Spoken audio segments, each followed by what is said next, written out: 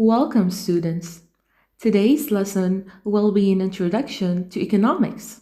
So let's start, shall we? What is economics? When we think about economics, we think about money, we think about goods or services, or perhaps even government policy. However, these are only aspects of an economy. Economics, at its core, can be defined in different ways.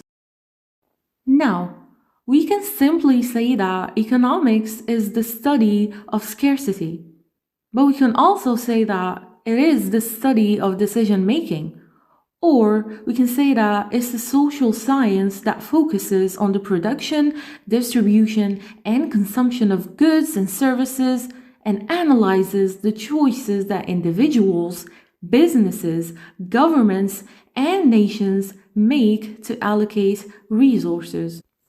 Now, economics ranges from the very small to the very large. And what do we mean by that? Well, basically, there are two branches of economics. The first one is called microeconomics. It is the study of individuals and business decisions, while macroeconomics looks at the decisions of countries and governments. Let's move to a more detailed definitions. So microeconomics studies how individual consumers and firms make decisions to allocate resources. On the other hand, macroeconomics is the branch of economics that studies the behavior and performance of an economy as a whole. Okay, now let's go over some few points.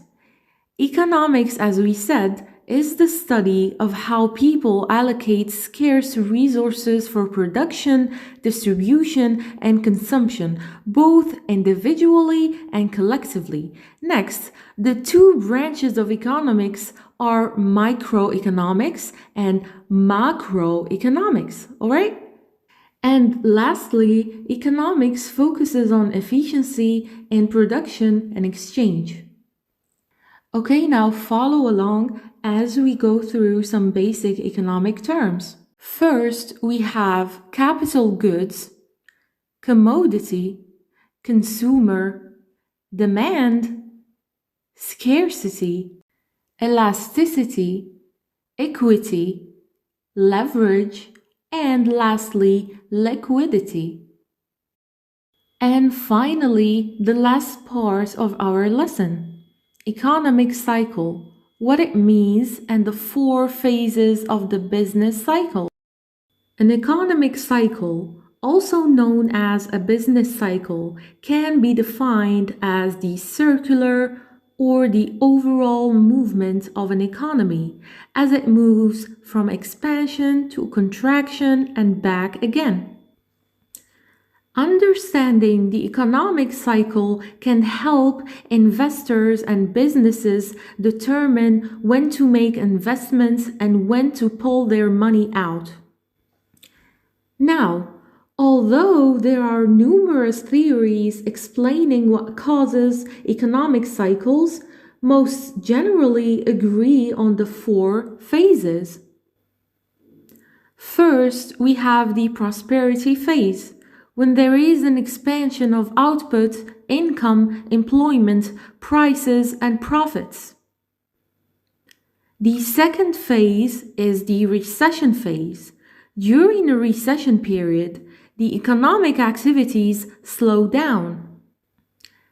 The third phase is called depression phase, when there is a continuous decrease of output, income, employment, prices, and profits. There is a fall in the standard of living and depression sets in. And the fourth and the last phase, it is called a recovery phase. During the period of revival or recovery, there are expansions and rise in economic activities.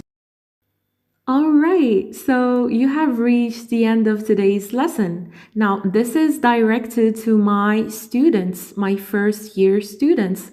I just want to tell you that this time I will be taking it easy on you. There will be no homework. I just hope you understood today's lesson, and I hope that you can revise it later on so you could do better in the second semester's exams.